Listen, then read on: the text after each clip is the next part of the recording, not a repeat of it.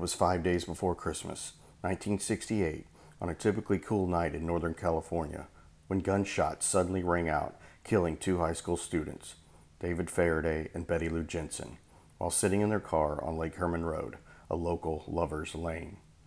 Several months went by, yet still there was no arrest in the murders or any theory as to why this young couple had been attacked.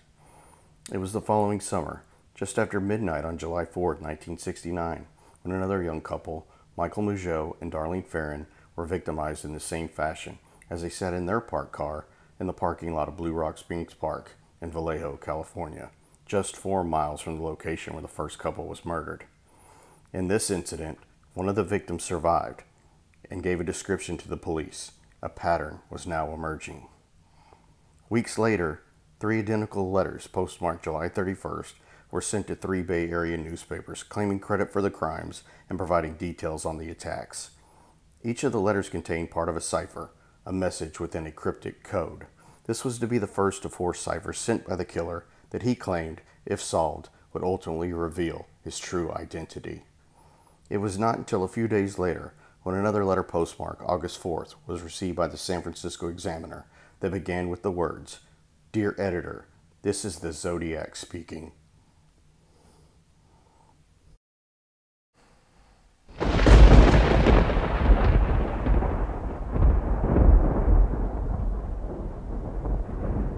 Unfortunately, the attacks attributed to the so-called Zodiac Killer would not end there.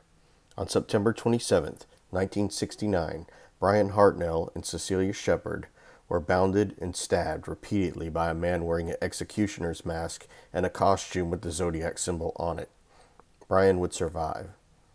The last clear attack attributed to the Zodiac Killer would be on October 11, 1969, when taxi driver Paul Stein was shot to death in his cab by a man who later claimed to be the Zodiac, and proved it by sending a letter to the newspaper with a piece of the cab driver's bloody shirt.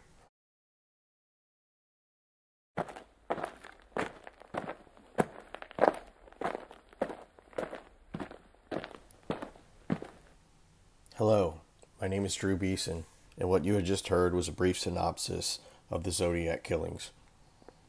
I have been studying the Zodiac case probably for about a year now, and like everybody else, gets you sucked into the hole, and it really can draw you into some different conclusions and theories and down the rabbit hole, as they say. I had recently noticed in a podcast I did a few weeks ago called Zodiac, the Most Dangerous Game on SoundCloud, and I talked mainly about the main suspect, Arthur Lee Allen, and how he came to be a #1 suspect in the Zodiac murders.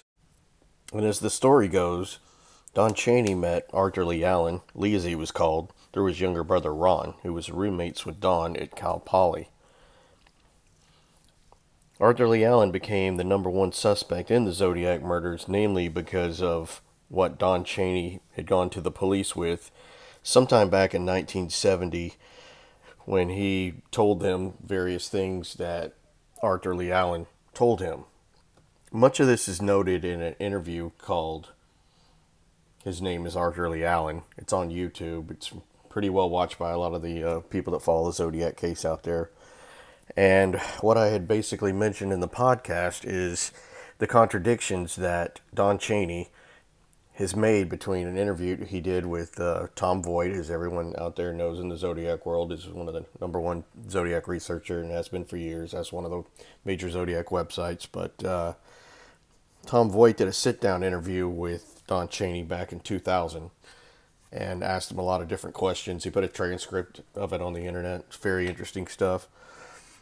And the video, His Name is Arthur Lee Allen, came out in, I think it was filmed in 2007, came out in early 2008, so roughly about 7-8 years prior to the interview that Tom did with him. The main thing I pointed out was the big discrepancies between Don's story that he told to Tom and the stuff he said in the video.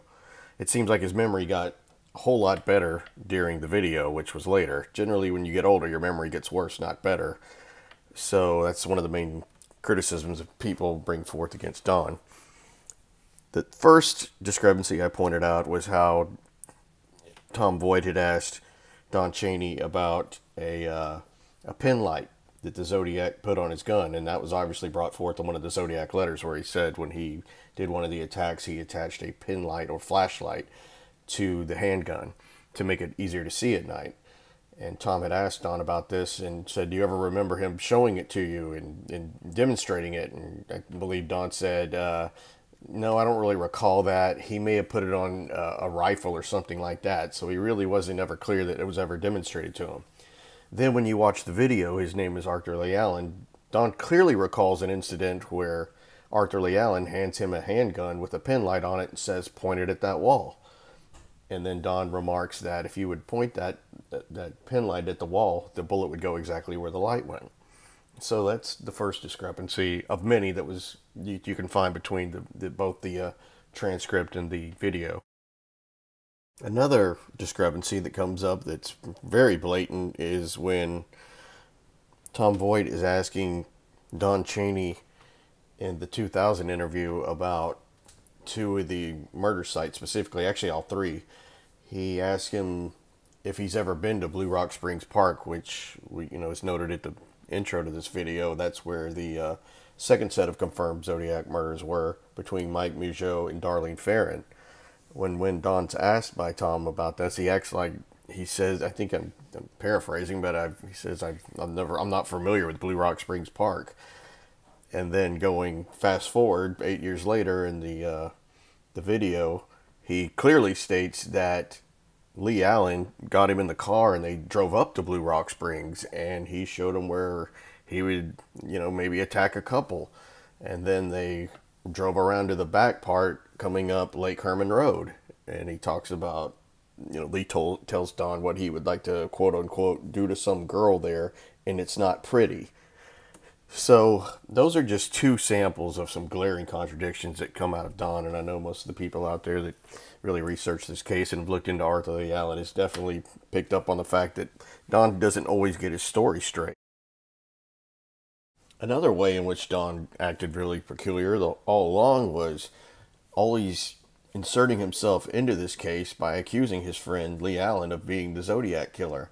And I go back again to the video, his name is Arthur Lee Allen, where there's a segment from the writer Robert Graysmith, who of course wrote the Zodiac book and subsequently the Zodiac Unmasked book, and that of course was the inspiration for the film by David Fincher called Zodiac. And there's a scene in there where they're talking to Graysmith, and he says that he was talking to Detective Tashi, who of course was one of the main detectives on the Zodiac case in the San Francisco Police Department. And Graysmith's telling Tashi, hey, I've read this book on criminology, and it says that oftentimes in these serial killer cases that the actual main suspect will kind of reach out and help the law enforcement with it just to keep himself inserted in the case. And he said, has that happened with this case? And Tashi said, a matter of fact, it has. I got this letter from this guy in prison named Lee Allen. And he wrote me this letter and said, sorry, I'm not your man. Wish I could help you more, but, sorry, couldn't help, basically. And so, of course, Graysmith heard that, and the antenna went up. Whoa, this must be the guy, let's just take a really hard look at this Arthur Lee Allen character. Well, nobody's inserted himself more into this case than Don Chaney himself by way of accusing his friend of being the Zodiac. Looking back at some of the better circumstantial evidence that came out against Arthur Lee Allen as being the Zodiac, and of course probably the bulk of this was brought forward by Don Chaney, was number one, that Arthur Lee Allen wore a Zodiac wristwatch. And famously, the wristwatch had the Zodiac logo on it, which is indicative of the watch itself. Don Chaney had claimed that Lee Allen had gotten that watch for Christmas of 1968, and he came over to visit him, which, according to Don Chaney, was the last time he ever spoke with Lee Allen or saw him ever again, was New Year's Day of 1969, and that's when Lee Allen showed Don the wristwatch. And as Don tells the story, he showed it to him and said, my mom gave me this for Christmas. Do you think this is a cheap watch? What do you think of it? And, he just made note of the watch. And looking back on this, it could have been really easy for Don Chaney to have, either gotten the idea for the Zodiac name from the watch that he saw Alan wearing. He could have also told Alan's mother, hey, he would love to have this watch for Christmas. He told me he wanted it. There could be a number of reasons why Alan did have the wristwatch, and where Don could have gotten the idea of the Zodiac and becoming the Zodiac from that watch. It's also noted that Lee Allen was a pretty avid skin diver, and from what I understand, that's basically somebody that would snorkel and then go diving with out tanks and just a face mask and do diving that way. He was pretty, at least before I think he got kind of larger and out of shape, he was really into skin diving. And the Zodiac wristwatch had at least a few models that were advertised to skin divers. So that could easily explain why he had the watch, and maybe Don picked up on that. Another piece of evidence other than that was it was always claimed that Arthur Lee Allen had told the police that on the day of the Lake Berryessa murders that he had some bloody knives in his trunk. And I researched this quite a bit, and I don't think any police officer ever searched his trunk or found these bloody knives. It was something that Allen just kind of confessed to, that he had knives in his trunk that day. I don't know why he did that. I don't know if he was just kind of like baiting them along, or he was just kind of out of his mind. I don't know why, but that's always stated as another large piece of circumstantial evidence that was against Arthur Lee Allen. Third one being that also at Lake Berryessa they found footprints, and it was a size 10 and a half wing walker shoe print. And people noted that Arthur Lee Allen did wear a size 10 and a half shoe. I don't think they ever found that he did wear that exact type military shoe, which was called a wing walker, even though Lee Allen had been in the Navy sometime prior to all this, and probably after college. He had a short stint in the Navy, which we'll probably bring up again later. And another thing that made Lee Allen an easy target, I would call it, is he was a child molester. This is pretty widely known to everybody that's ever studied this case. Lee Allen was a school teacher in elementary school, and he lost that job basically because he either molested or attempted to molest one of the students that he got caught doing, and he was out in the hallway crying when he got caught, and they were gonna get in trouble, and he did do some time in jail for that. I think he wound up being in a Tuscadero hospital, like a middle type hospital for one of the molestations. And as the story goes, Don Chaney claimed that Lee Allen tried to molest his daughter. At the time, Don Chaney had a 3-year-old daughter, and he tells the story of one time that they were left alone together for a brief period, and Lee Allen, quote unquote, touched his daughter's bottom, as she said. And a lot of people have always speculated, studying the Zodiac case, that maybe that was the reason Don was trying to frame Lee Allen as the Zodiac, that he was upset about the molestation attempt by his daughter. But that's patently false, because Don, at his own admission, says he continued to be friends with Lee Allen for at least 6 months, or maybe as much as a year and a half after that alleged incident. And also, as Tom Voight had quoted, he had interviewed Don Chaney's daughter, obviously years and years later, about this alleged incident, and she swore that it never even happened. So the whole premise of Don Chaney trying to frame Lee Allen as the Zodiac based on this molestation attempt is just totally untrue. That's not his motivation. What finally caused Don Chaney to, according to him, to go to the police and report the things that Lee Allen was telling him, such as wanting to call himself the Zodiac, and he was going to go commit these murders and write letters to the editors of the newspapers and become, quote, a full-time criminal, was that he heard him say something about shooting school children and, picking off the little darlings as they come bouncing off of the bus. And I'll give you the exact quote that the Zodiac put in the so-called bus bomb letter, and it says this: "School children make nice targets. Okay, I think I shall wipe out a school bus some morning. Just shoot out the front tires and then pick off the kiddies as they come bouncing out." And that apparently what finally caused Don Chaney to go to the Pomona Police Department. I don't know why he went there, because I guess he was living in Pomona at the time, and that's not even one of the jurisdictions of where any of the Zodiac crimes happen. And I guess Don just figured at some point they would just investigate Lee, and that would be the end of it. And they'd probably arrest him, and the rest would be history. But it's interesting that he chose that exact quote. Obviously, children getting shot at just was a bridge too far, according to Don. But it's funny that when you go back to the transcript from the Tom Voigt interview, Tom is asking Don about, what was Lee like with the young children, knowing he was a child molester. And then Don recalls the time that Lee had his trampoline out in the front yard, because that's another thing that Lee was pretty adept at, was jumping on a trampoline and doing tricks and things like that. And he had one, and he'd often put it out there, and the neighborhood kids would come over. And then Don makes this quote: "Yeah, he had some teenage girls and maybe a boy or two, and they were in shorts and they're bouncing on the trampoline, and they were fun to watch, nice healthy young kids. So I enjoyed seeing athletic young kids working out, but I didn't see any sexual interest that, as far as Lee was concerned. As far as I knew at the time, he just liked to be a teacher and work with kids," unquote. So the main thing, I pick out there, that's Don talking. He almost sounds like, talking about healthy young kids. He kind of sounds like he has some sort of interest in them. But the main thing that stuck out to me was he used the word bouncing on the trampoline.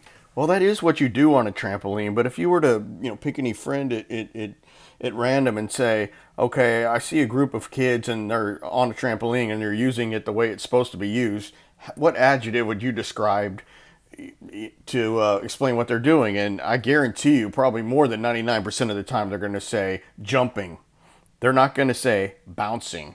Yes, when you jump on it, you are bouncing, but you basically would usually say jumping. It's just strange to me he uses the same word, bouncing, and we know the Zodiac used that word describing the kiddies, as the Zodiac called it, as they were bouncing off of the bus. When Don recalls that story, he says, I think he says little darlings bouncing off of the bus. Of course, you don't bounce off a school bus. You could maybe bound off the school bus or walk off the school bus. I guess you could jump, but he says the word bouncing. And I thought that's really weird. And it's a giveaway. I have a writing background, and those things I pick up on the quickest. And also going back to the transcript of the interview that Tom Voigt did with Don Chaney, Tom asked Don about, wasn't Lee Allen in the Navy for a while, and did he ever talk about that? And the reaction that Don Chaney said, and here's his answer, and I'll quote. Tom first says, did he ever talk about his experience in the Navy? And Don responds, no, only that he was a corpsman, and for some reason they bounced him out. There's that word bounced again. That's definitely a go-to adjective for old Don. And it's just really peculiar that the Zodiac himself really liked to use the word bounced when he's describing the kiddies getting off the bus. That's just one thing that I pick up on with his language that sticks out, that just makes me think that Don's a whole lot more involved than he's leading on to. And we do know that Don was given a polygraph. Later, some people thought, okay, you seem to know so much, will you submit to a polygraph test? And this happened later on. And, as the story goes, Don got extremely drunk the day before the polygraph test, where when he came in for the test, he was extremely hungover. And, of course, the results of the test wound up being inconclusive. And that was just one of the many things that Don would do to try to, shine the light off of himself and keep it on Lee Allen as the Zodiac suspect and not himself. He also famously would talk about Lee Allen having a ball of paraffin wax that he would want Don to touch and stuff like that. And, kind of indicating that if you ever found his fingerprints ever showed up on anything, he would be covered there, by saying that he would always play with this ball of paraffin wax that Lee Allen kept around his house. And even more famously, later on, Don Chaney would claim that Lee Allen would have him lick his stamps when he wrote letters. Well, of course, everyone heard that and thought, well, obviously he's worried about his DNA showing up on some of the stamps of the Zodiac letters. And, of course, this was years later after the murders, because at the time of the murders, obviously, DNA testing didn't exist. But it did later on when Don was still making these statements about Lee Allen. So it seemed like he was trying to hedge his bet if his DNA ever showed up. And for the record, I'm not even sure if Don's DNA was ever tested. I saw one place where it said it was, and it came back negative. Of course, Lee Allen's DNA came back negative too, for what they claim they have on the Zodiac, which I think is very limited and probably not very trustworthy at this point. I think if it was any good, it probably would have identified someone by now, similar to how they caught the Golden State Killer with the DNA and the family history, and how they were able to track him down through relatives that had submitted their DNA through some of the ancestry websites. I don't think we're going to get that with the Zodiac, but point being, Don was hedging his bet. Why on earth would the guy come out and say, the guy did not, my friend Lee didn't like the taste of stamps, so I would lick his stamps for him? That's pretty much insanity to me.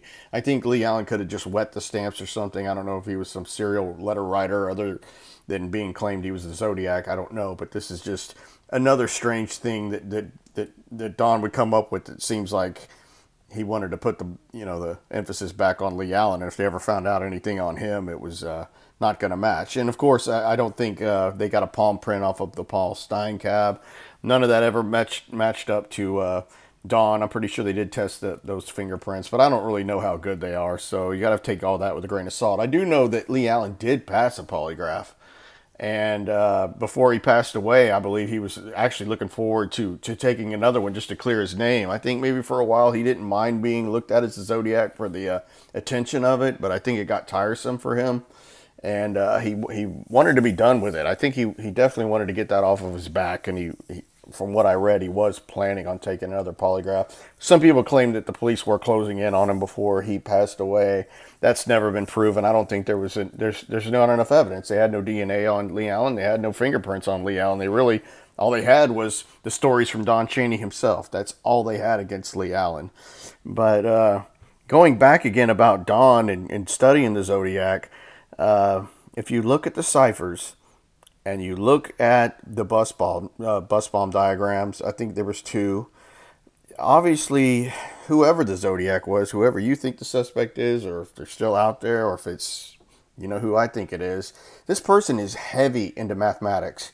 Ciphers are mathematical. The keys to the ciphers are codes. It all goes back to math. And the bus bomb diagrams, they are, you could tell this person has a heavy math background some way or the other. And I just want to state for the record that Don Chaney was an engineer. A lot of people think he was a civil engineer. Actually, he wasn't. He was a mechanical engineer. And more specifically, he was a pipe stress engineer. And he mentions that in the interview with Tom Voigt. I don't know how anyone ever missed that, but he specifically states that he was working for a company called Fluor in California as a pipe stress analyst. That's a heavy mathematical involved job. They deal in a lot of symbols. They deal in a lot of graphs, a lot of charts, a lot of arrows going to certain places of pipe. And that's somebody that you deal in a lot of symbols in that job. You deal in symbols and you deal in math. Well, what did the Zodiac do? He dealt in symbols and he dealt with math. And just looking at some of the other suspects and what their occupations were, at least as far as I could find, and I'll just go over some. You have Larry Kane. He was a real estate agent. You have Richard Gaikowski. He was a newspaper writer. You have Donald Bujak. I think if I'm pronouncing that right, the guy that was in the prison up in, I can't even remember, Montana, I believe. He was listed as a laborer. You had Richard Marshall, who was a film projectionist, and he was also a radio engineer, so I could see how he had some knowledge about electronics, but not heavy into mathematics. If you study the Zodiac ciphers, they do, I don't think any of the others are breakable other than the first one. That's why some people, speculated that Don Chaney might be, not Don Chaney, but Don Harden, the school teacher with his wife that broke the first cipher, could be the Zodiac himself, and maybe he was just tantalizing the cops by doing that one and then trying to lead them on to more. I don't think that's true. I think that's kind of been vetted out pretty heavily. It just never panned out. Donald Harden was not the Zodiac, in my opinion. I just don't think he was. But, going back to Don Chaney telling Tom Voigt that he was a pipe stress analyst got me to looking at some of the certain symbols and some of the graphic symbols. And, the Zodiac symbol itself is used in surveying, before AutoCAD. And the Zodiac symbol is what they call position. and it's used a lot in pipe engineering and a lot of other trades like that. It's called a position. It's the same thing. It looks like a target with an X going through it. It's called position. You can look at many other these symbols, and I'm gonna put up. You'll see some on the screen here that what the pipe stress analysts do, and it's eerily similar to a lot of the symbols of the zodiac. And there's drawings very similar to the bus bomb drawings, and I just feel that whoever the Zodiac was had a background in this stuff. He wasn't like a newspaper writer that's suddenly obsessed with mathematical stuff. Generally, if you're that good at it, you're doing it for some form of occupation. And Don's the only person out of all the suspects I've ever read about that had a background in engineering. And also going back to the Zodiac bus bomb drawings, the technique he used in doing those is called orthographic projection, and that's a means of representing three-dimensional objects by using 2 dimensions. And that's something that's also heavily used by pipe stress engineers, going back to that again. And another thing they like to use is something called radians, and we know that the Zodiac was talking about radians in the Mount Diablo letter, in what they call the Mount Diablo theory or code. And a radian's described as it's a unit of an angle equal to an angle at the center of a circle whose arc is equal and linked to the radius. Well, that would come in pretty handy as a pipe stress engineer, with the circumference of the inside of a pipe and this, and other things like that. And how many people back then really knew what a radian was, or even know what that is now? Very few people. And out of the Zodiac suspects, I only know of one that would have known what a radian was. So, also sticking with that theme, you go back to the Zodiac letters, and specifically one of the last ones, where he says that I'm crack proof. He always uses that term. I am still out here and I'm crack proof. Well, people would assume he's just talking about the ciphers not being able to be cracked. Well, we know that the first cipher was already cracked by Don Hardin, so he can't be meaning that. He's really, what I believe, is talking about himself. I'm crack proof. You can't catch me. Well, going back to my pipe engineer theory again, that's what pipe engineers try to do. They try to find a pipe that is crack proof. They use the term cracking. That's what they're trying to avoid, which they call stress corrosion. Cracking is one term they use. That's what they're trying to avoid. And the strongest pipe back in 1987, when one of the last Zodiac letters was written, was called a PE80, and that stands for polyethylene pipe. Its PE is polyethylene, and the strongest one at the time was called a PE80, but I think they knew soon that the strongest pipe was going to be called a PE100 plus, and that was going to be the strongest pipe known at the time. Essentially it would be what you would call crack resistant. There's really nothing that's actually crack proof or bulletproof, by the way. If you say it's really bullet resistant, if you use a high-powered rifle with a hollow point against a bulletproof vest, the bullet's going to get through, so it's technically not bulletproof. It's bullet resistant.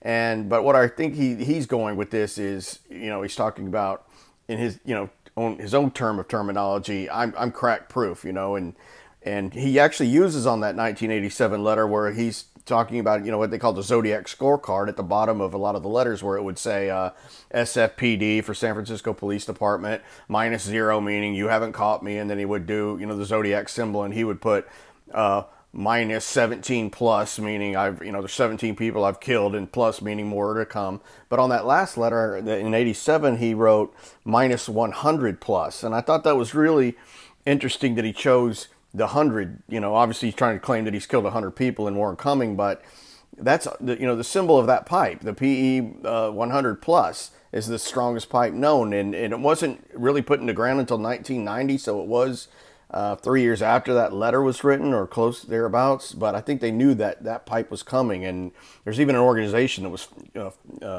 for pipe engineers called PE 100 Plus Association, because that's their symbol, for the most crack resistant pipe that's known. And it's a type of plastic pipe. So that's just another thing going with the pipe engineering analysis that I've come up with. But that's pretty much the sum of it there. But also going back to the handwriting stuff, and there's a lot of suspects out there where some of the handwriting's very similar to the Zodiac. I think Don's writing, and we only really know of one sample of that, and it's in a letter that Don wrote to Tom Voight, just following up, I think, on their conversation about something that they had talked about concerning Lee Allen. And the letter's pretty interesting because he wrote it by hand to Tom, which was great because then we have a sample of his writing. And I think some of it is, very similar to the Zodiac. Some of it is not, just like some of the other suspects. But one thing that I point out is Don wrote that letter on graph paper. It's definitely something an engineer would have. But if you look at how he wrote it, and I'll put it up here, he seems to really be trying to stay in the boxes and kind of disguise his handwriting. And that's always something, when he would talk about Lee Allen being the Zodiac, I think he even claimed that, yeah, he asked me if there's a book out there on how to disguise your handwriting. Well, it shows you right there that Don's already thought about that. And another interesting thing in that same letter that Don wrote to Tom Voight, he spells the word victim, Victem, which is indicative of the Zodiac, would misspell some words, and people often thought that was because he was just trying to hide his intelligence or something like that. But maybe that's one thing that Don didn't catch when he wrote that letter to Tom. That's going to wrap it up for this first episode of Cracking the Zodiac. Please look forward to Cracking the Zodiac Part 2 that will be coming out. And please subscribe to this channel. I'll have many more true crime stories coming your way. Thank you for viewing.